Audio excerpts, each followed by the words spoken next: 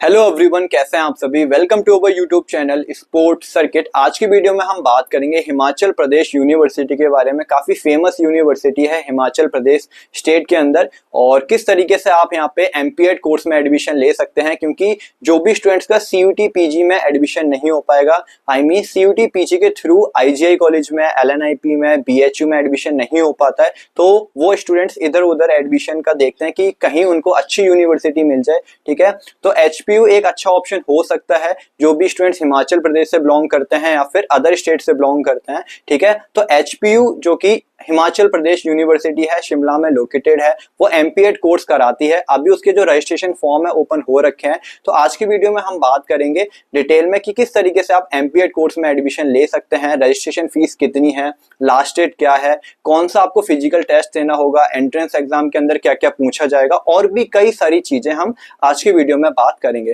तो जो भी स्टूडेंट्स न्यू है तो प्लीज चैनल को सब्सक्राइब कर लीजिए फॉर मोर इन्फॉर्मेशन। तो चलिए अभी हम अपनी वीडियो को स्टार्ट करते हैं।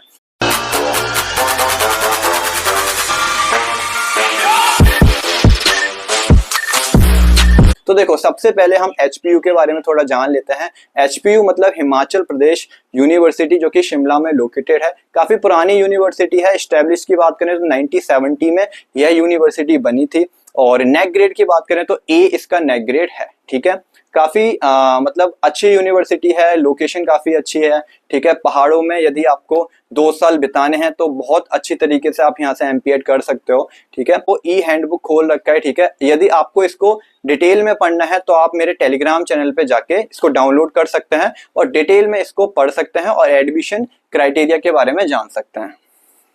बाकी मैं डिटेल में आज की वीडियो में सारी चीजें समझा दूंगा, आपको पूरा समराइज कर दूंगा कि किस तरीके से आप एमपीएड कोर्स में एडमिशन ले सकते हो। ठीक है, तो जैसा कि हम नीचे चलते हैं थोड़ा, जो भी मेन यहाँ पे स्लाइड्स है मैं उसी के रिगार्डिंग बात करूंगा। बाकी यदि आपको डिटेल में पढ़ना है तो डाउनलोड करके भी आप पढ़ सकते हैं। ठीक है, तो सबसे पहले हम चल लेते हैं कि लास्ट डेट क्या होने वाली है और रजिस्ट्रेशन कैसे करना है। ठीक है, तो पेज नंबर 9। ठीक है,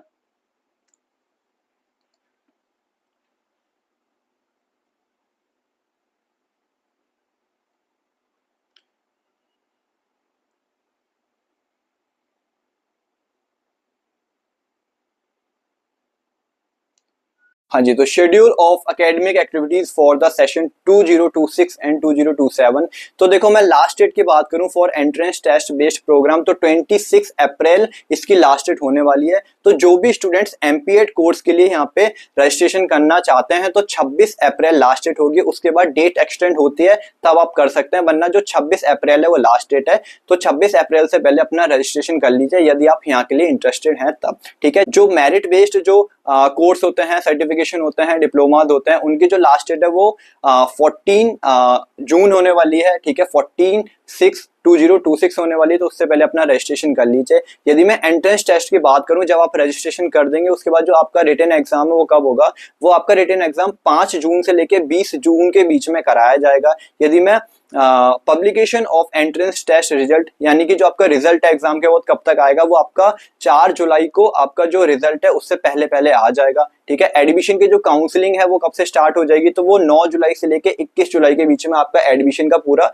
काउंसलिंग सेशंस वगैरह रहेंगे। ठीक है, उसमें आपका एडमिशन वगैरह पूरा टोटली होगा। ठीक है, और जो फाइनल जो आपकी last date for admission against the vacant seat, जब वो आपकी एडमिशन वगैरह हो जाएगा उसके बाद जो खाली सीट रह जाती है उसकी जो लास्ट डेट है एक तरीके से वो 25 जुलाई होने वाली है। मतलब जो भी वैकेंट सीट रह जाएंगी उनको जो वैकेंट सीट रह जाती है वहां पर जो एडमिशन मिलेगा वो 25 जुलाई को मिलेगा। ठीक है, इस तरीके से है। तो ये पूरा आपका शेड्यूल रहने वाला है एकेडमिक 2026 एंड 2027 के लिए। ठीक है, तो अब किस तरीके से रजिस्ट्रेशन करना है, आपको एचपीयू की जो वेबसाइट है, ठीक है, वहां पर जाना है। वहां पे आपको एक लिंक मिल जाएगा, वहां से आपको रजिस्ट्रेशन करना है अपना। सबसे पहले जो नॉर्मल हम लॉगिन वगैरह करते हैं, ठीक है, साइन अप करेंगे, देन उसके बाद अपना एप्लीकेशन नंबर वगैरह बनाएंगे। ठीक है, पासवर्ड क्रिएट करेंगे, देन पर्सनल डिटेल आप फिलअप करेंगे और उसमें अपना एजुकेशन क्वालिफिकेशन वगैरह सारी चीज डालेंगे, अपने स्पोर्ट्स सर्टिफिकेट वगैरह लगाएंगे।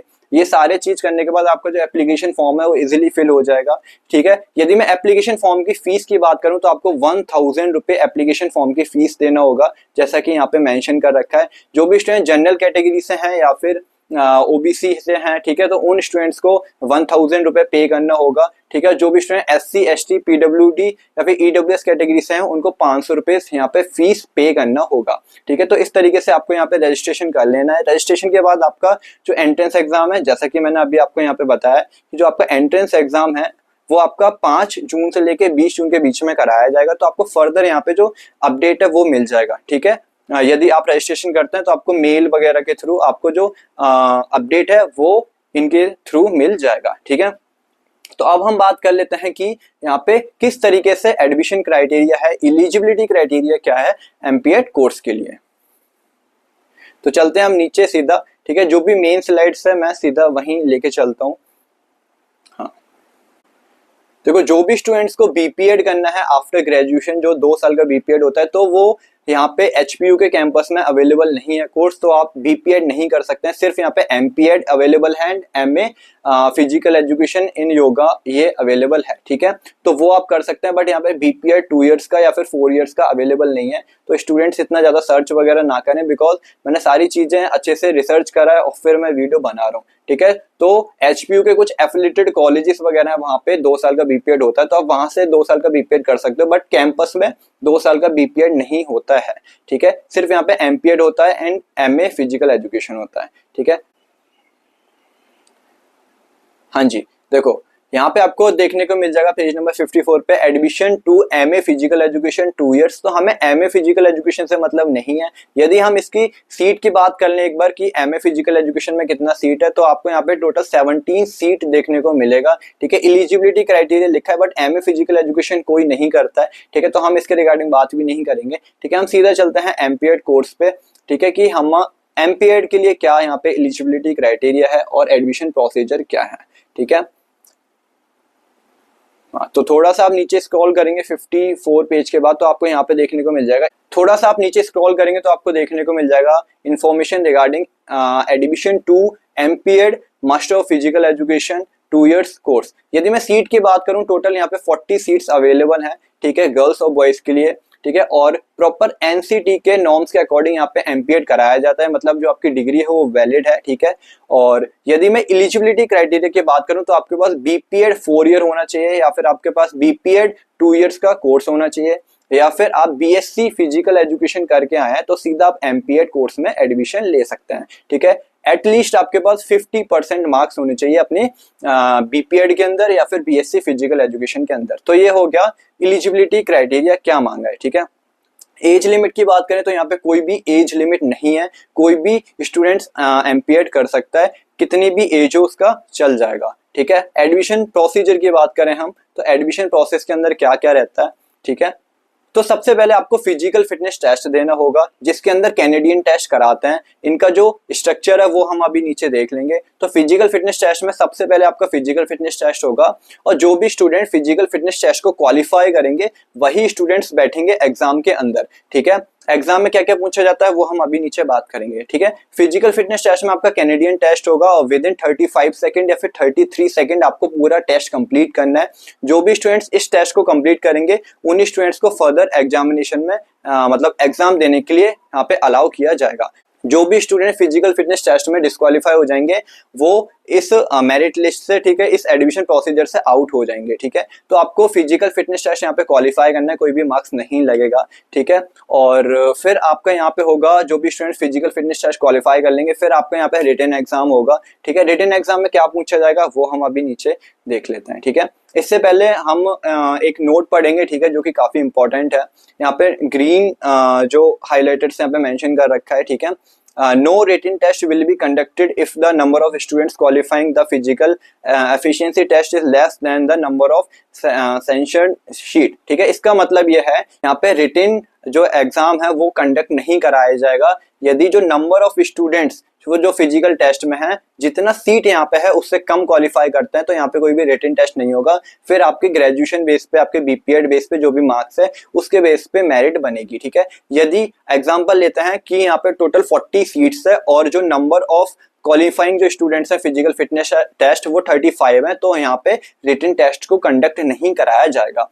बट यहाँ पे 40 सीट्स हैं और जो फिजिकल फिटनेस टेस्ट में जो स्टूडेंट्स क्वालिफाई करते हैं वो टोटल 50 स्टूडेंट्स हैं। तो यहाँ पे जो रिटन टेस्ट है वो कंडक्ट कराया जाएगा। तो सिंपल सा यहाँ पे इसी तरीके से प्रोसेस होने वाला है, ठीक है। जो फाइनल मेरिट है वो किस बेस पे बनेगी, आपका रिटन टेस्ट के बेस पे बनेगी, आपके ग्रेजुएशन में कितने मार्क्स आए उसके बेस पे बनेगी, और आपके स्पोर्ट्स अचीवमेंट्स किस लेवल का आपके है उसके बेस पे आपको मार्क्स यहाँ पे जो वेटेज सिस्टम है वो पूरा रखा है इन्होंने, और उसी के बेस पे आपकी फाइनल मेरिट कैलकुलेट होगी, ठीक है। अगर यहाँ पे रिटन टेस्ट नहीं होता है तो आपका जो 60% वेटेज है वो आपका ग्रेजुएशन में जो आपने बीपीएड किया हुआ है, ठीक है, उसके मार्क्स लगेंगे 60%, एंड 40% आपका यहाँ पे जो स्पोर्ट्स अचीवमेंट्स हैं उसके मार्क्स लगेंगे, ठीक है। और यदि यहाँ पे आपका रिटन एग्जाम रहता है तो 40% आपका रिटन एग्जाम का वेटेज लिया जाएगा, एंड 20% आपका यहाँ पे जो भी ग्रेजुएशन में आप बीएससी फिजिकल एजुकेशन या फिर आप बीपीएड करके आए हो, ठीक है, उसका मार्क्स लिया जाएगा। 60% ये हो गया। 40% आपका जो भी अचीवमेंट्स है, जो भी स्पोर्ट्स सर्टिफिकेट है, उसका यहाँ पे मार्क्स लगेगा, ठीक है। तो इस तरीके से आपकी फाइनल मेरिट कैलकुलेट होगी, ठीक है। फिजिकल फिटनेस टेस्ट का कोई भी मार्क्स नहीं मिलेगा यहाँ पे, सिर्फ आपको क्वालिफाइंग है, वो क्वालिफाई करोगे तभी आप फर्दर प्रोसेस के लिए एलिजिबल होगे, अलाउ किए जाओगे, ठीक है। तो रिटन एग्जाम बाद में होगा, पहले फिजिकल फिटनेस टेस्ट होगा, ठीक है। यदि हम फिजिकल फिटनेस टेस्ट की बात करें किस तरीके से होता है, तो यहाँ पे वही लॉन्ग जंप है, वॉल्टिंग हॉर्स है, ट्रेंच है 7 टाइम जिसे हम रिवर क्रॉसिंग भी बोलते हैं, हर्डल है, एंड एक यहाँ पे फॉरवर्ड रोल है जिसे हम फ्रंट रोल भी बोलते हैं, ठीक है। मेजरमेंट वगैरह सारी चीजें यहाँ दे रखी हैं। विद इन 35 सेकंड आपको पूरा जो कैनेडियन टेस्ट है वो कंप्लीट करना होगा, ठीक है। हाँ, अब हम नीचे चलते हैं। आपको टोटल 2 चांस यहाँ पे दिए जाएंगे, जो भी आपका बेस्ट रहेगा वही कंसीडर किया जाएगा, ठीक है। यदि हम बात करें किस तरीके से यहाँ पे स्ट्रक्चर है, तो पहले स्टार्टिंग लाइन है, फिर आपको वही रनिंग करके लॉन्ग जंप करना है, फिर रनिंग है, फिर वॉल्टिंग हॉर्स है, फिर रनिंग, फिर रिवर क्रॉसिंग है, फिर रनिंग, फिर हर्डल है आपका, फिर से रनिंग करना है, एक फॉरवर्ड रोल करना है आपको, ठीक है, जिसे आप फ्रंट रोल भी बोलते हैं। देन फिर आपको एक स्प्रिंट लगाना रहता है, और स्प्रिंट के साथ आपको वेट कैरी करना होगा, जितना आपका बॉडी वेट है उसका हाफ आपको बकेट वगैरह रहता है, वो उसमें सैंड वगैरह रहता है, तो उसके अकॉर्डिंग आपको रन करना होगा, ठीक है, वेट के साथ, ठीक है। यदि मैं रिटन एग्जाम की बात करूं, रिटन एग्जाम में क्या पूछा जाएगा, तो रिटन एग्जाम में आपके 100 ऑब्जेक्टिव क्वेश्चंस रहेंगे, कोई भी नेगेटिव मार्किंग यहाँ पे नहीं है, ठीक है। 100 मार्क्स का पेपर रहेगा, 100 क्वेश्चन आपको देखने को मिलेंगे, ठीक है। एक क्वेश्चन 1 नंबर का रहेगा, ठीक है। और जो क्वालिफाइंग है वो 35% है, कम से कम आपके 35 क्वेश्चन सही होने चाहिए, ठीक है। यदि आप 35 क्वेश्चन से कम सही करते हो तो आप यहाँ से डिस्क्वालीफाई हो जाओगे, फिर आपका एडमिशन नहीं हो पाएगा। तो आपको 35 क्वेश्चन से ज्यादा यहाँ पे सही करना है, मिनिमम 35% आपके यहाँ पे जो स्कोर है वो होना ही चाहिए, कोई भी नेगेटिव मार्किंग नहीं है।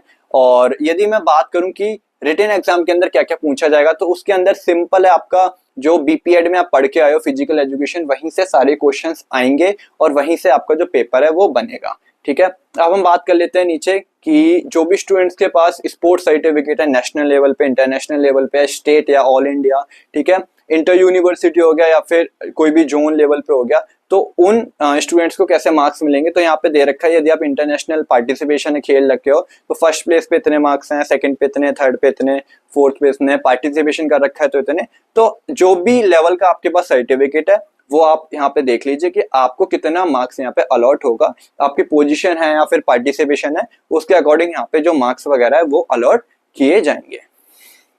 तो इस तरीके से पूरा यहाँ पे जो मेरिट है वो कैलकुलेट होगा आपका स्पोर्ट्स अचीवमेंट के बेस पे, ठीक है, रिटन एग्जाम के बेस पे, और जो भी आप अपना बीपीएड में स्कोर करा है, ठीक है, 2 साल में, उसके बेस पे आपके यहाँ पे जो मेरिट है वो कैलकुलेट होगी, ठीक है। मैं फीस की बात करूँ तो फीस यहाँ पे काफी कम है। आई थिंक एक सेमेस्टर का आपको यहाँ पे 7,500 रुपए कुछ पे करना है, तो 1 साल का जो फीस हो जाएगा वो 15,000 के अराउंड होगा, ठीक है। हॉस्टल फैसिलिटी यहाँ पे अवेलेबल हो जाएगी और काफी सस्ता हॉस्टल है, ठीक है। इन्वायरमेंट की बात करूँ तो काफी अच्छा इन्वायरमेंट है, फैसिलिटी, हर एक फैसिलिटी यहाँ पे अवेलेबल हो जाएगी, ग्राउंड हो गया या फिर इंडोर फैसिलिटी हो गया, आउटडोर हो गया, जिम्नास्टिक हो गया, हॉल हो गया, सारी चीजें आपको यहाँ पे अवेलेबल है, ठीक है।